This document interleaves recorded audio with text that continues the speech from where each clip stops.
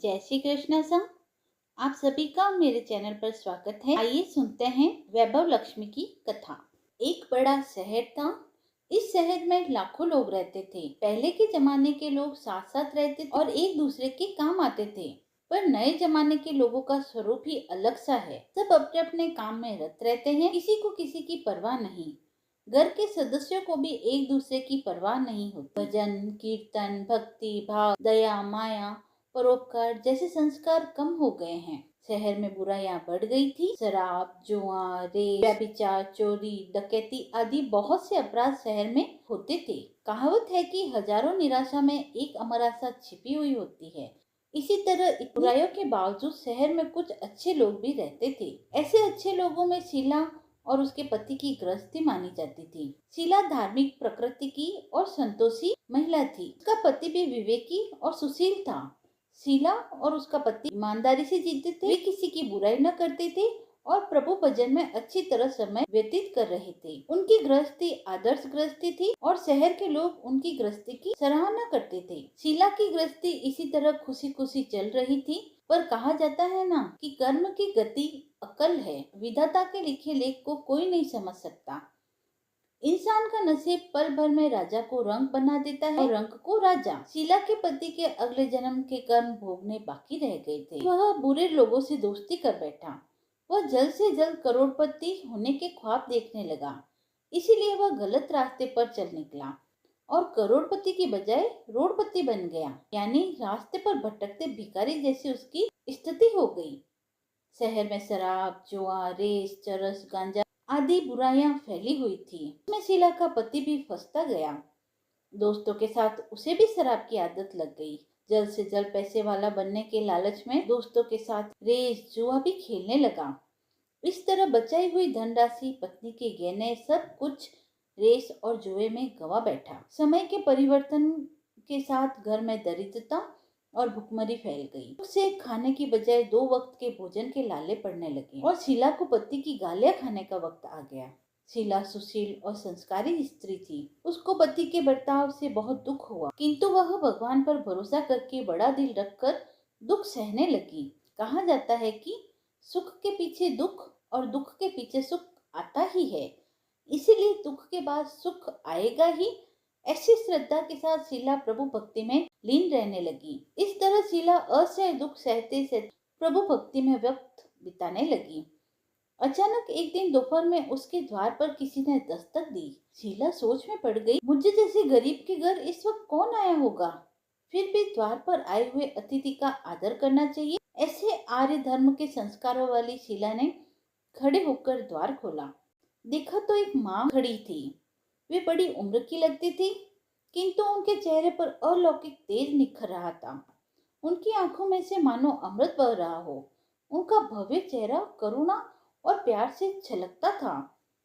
उनको देखते ही शीला के मन में अपार शांति छा गई। वैसे शीला इस माची को पहचानती न थी, फिर भी उनको देखकर शीला के रोम रोम में आनंद छा गया।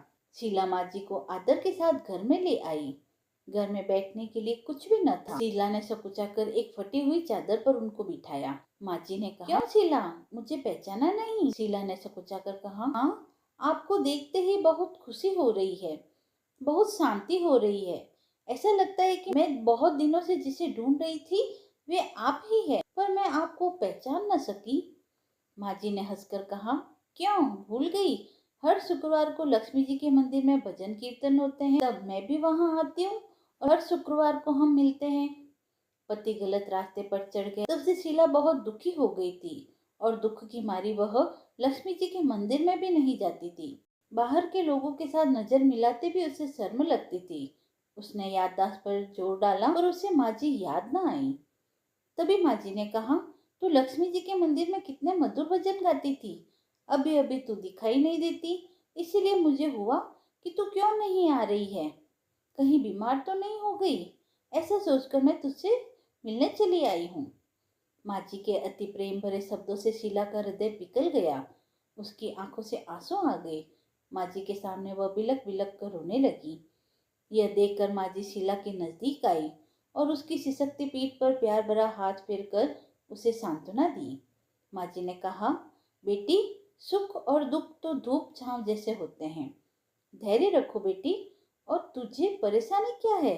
तेरे दुख की बात मुझे सुना, तेरा मन हल्का हो जाएगा और तेरे दुख का कोई उपाय भी मिल जाएगा। माँ जी की बात सुनकर शीला के मन को शांति मिली। उसने माँ जी से कहा, माँ, मेरी गृहस्थी में भरपूर सुख और खुशियाँ थी। मेरे पति भी सुशील थे।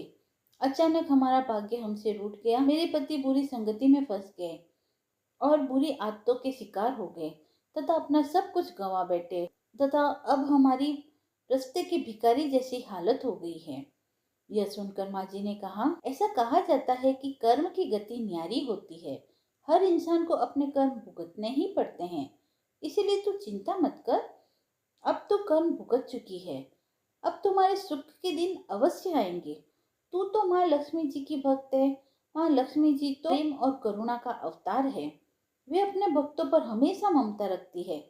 इसलिए तू धैर्य रखकर माँ लक्ष्मी जी का व्रत कर, इससे सब कुछ ठीक हो जाएगा।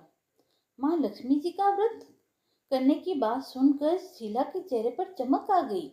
उसने पूछा, माँ लक्ष्मी जी का व्रत कैसे किया जाता है? वह मुझे समझाइए, मैं यह व्रत अवश्य करूंगी। माँ जी ने कहा, बेटी, महालक्ष्मी का व्रत बहुत सरल है। इसे वरद लक्ष्मी व्रत या वैभव लक्ष्मी व्रत भी कहा जाता है। यह व्रत करने वाले की सभी मनोकामनाएं पूर्ण होती है। वह सुख संपत्ति और यश को प्राप्त करता है। ऐसा कहकर माँ जी वैभव लक्ष्मी व्रत की विधि कहने लगी। बेटी, वैभव लक्ष्मी व्रत वैसे तो सीधा साधा व्रत है, किंतु कई लोग यह व्रत गलत तरीके से करते हैं, अतः उसका फल नहीं मिलता। कई लोग कहते हैं कि सोने के गहने की हल्दी कुमकुम से पूजा करो, बस व्रत हो गया। पर ऐसा नहीं है। कोई भी व्रत शास्त्रीय विधि से करना चाहिए, तभी उसका फल मिलता है। सच्ची बात तो यह है कि सोने के गहने का विधि से पूजन करना चाहिए। व्रत का उद्यापन विधि भी शास्त्रीय विधि से करना चाहिए। यह व्रत शुक्रवार को करना चाहिए। प्रातः काल स्नान करके स्वच्छ कपड़े पहनो और सारा दिन जय माँ लक्ष्मी का रटन करते रहो। किसी की चुगली नहीं करनी चाहिए। शाम को पूर्व दिशा में मुंह करके आसन पर बैठ जाओ। सामने पाटा रखकर उस पर रुमाल रखो। रुमाल पर चावल का छोटा सा ढेर बनाओ। उस ढेर पर पानी से भरा तांबे का कलश रख दो। कलश पर एक कटोरी रखो। उस कटोरी में सोने का गहना रखो। सोने का ना हो तो चांदी का भी चलेगा। चांदी का ना हो तो नकद रुपया ही चलेगा।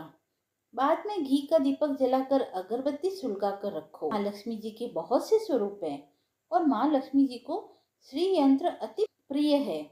अतः वैभव लक्ष्मी के पूजन विधि के वक्त सर्वप्रथम श्री यंत्र और लक्ष्मी जी के विविध स्वरूपों का सच्चे दिल से दर्शन करो। उसके बाद लक्ष्मी स्तवन का पाठ करो। बाद में कटोरी में रखे हुए गहने या रुपए को हल्दी कुमकुम और चावल चढ़ाकर पूजा करो और लाल रंग का पुष्प चढ़ाओ। शाम को कोई मीठी चीज बनाकर उसका प्रसाद रखो। न हो सके तो शक्कर या गुड़ भी चलेगा। फिर आरती करके 11 बार सच्चे हृदय से जय माँ लक्ष्मी बोलो। बाद में 11 या 21 शुक्रवार यह व्रत करने का दृढ़ संकल्प माँ के सामने करो और आपकी जो मनोकामना हो वह पूरी करने को माँ लक्ष्मी जी से विनती करो। फिर माँ का प्रसाद बांट दो और थोड़ा सा प्रसाद अपने लिए रख दो। अगर आप में शक्ति हो तो सारा दिन उपवास रखो और सिर्फ प्रसाद खाकर शुक्रवार का व्रत करो। और शक्ति न हो तो एक बार शाम को प्रसाद ग्रहण करते समय खाना खा लो। अगर थोड़ी भी शक्ति न हो तो 2 बार भोजन कर सकते हैं। बाद में कटोरे में रखा गहना या रुपया ले लो। कलश का पानी तुलसी की क्यारी में डाल दो और चावल पक्षियों को डाल दो। इसी तरह शास्त्रीय विधि से व्रत करने से उसका फल मिलता है। इस व्रत के प्रभाव से सब प्रकार की विपत्तियां दूर हो जाती है और आदमी मालामाल हो जाता है। संतान न हो तो संतान की प्राप्ति होती है। सौभाग्यवती स्त्रियों का सौभाग्य अखंड रहता है। कुंवारी लड़कियों को मन भावन पति मिलता है। शीला यह सुनकर आनंदित हो गई। फिर पूछा, माँ, आपने वैभव लक्ष्मी व्रत की जो शास्त्रीय विधि बतलाई है वैसे मैं अवश्य करूंगी, किंतु इसकी उद्यापन विधि क्या है, यह भी कृपा करके बतलाइए। माँ जी ने कहा, 11 या 21 जो मन्नत मानी हो उतने शुक्रवार यह वैभव लक्ष्मी व्रत पूरी श्रद्धा और भावना से करें। व्रत के आखिरी दिन शुक्रवार को खीर का नैवेद्य बनाओ पूजा विधि हर शुक्रवार को करते हैं वैसे ही करनी चाहिए। पूजन विधि के बाद श्रीफल फोड़ो और कम से कम 7 कुंवारी या सौभाग्यशाली स्त्रियों को कुमकुम का तिलक करके वैभव लक्ष्मी व्रत एक एक पुस्तक उपहार में देनी चाहिए और सबको खीर का प्रसाद देना चाहिए। फिर धन लक्ष्मी स्वरूप, वैभव लक्ष्मी स्वरूप माँ लक्ष्मी जी की छवि को प्रणाम करें। माँ लक्ष्मी जी का यह स्वरूप वैभव देने वाला है। प्रणाम करके मन ही मन भावुकता से माँ की प्रार्थना करते वक्त कहे, हे माँ धन लक्ष्मी, हे माँ वैभव लक्ष्मी, मैंने सच्चे हृदय से आपका व्रत पूर्ण किया है, तो हे माँ हमारी मनोकामनाओं को पूर्ण कीजिए, हमारा सबका कल्याण कीजिए। जिसे संतान न हो उसे संतान देना, सौभाग्यशाली स्त्रियों का सौभाग्य अखंड रखना, कुंवारी कन्याओं को मन भावन पति देना। आपका यह चमत्कारी वैभव लक्ष्मी व्रत जो करे उसकी सब विपत्तियां दूर करना, सबको सुखी करना। हे माँ आपकी महिमा अपरंपार है।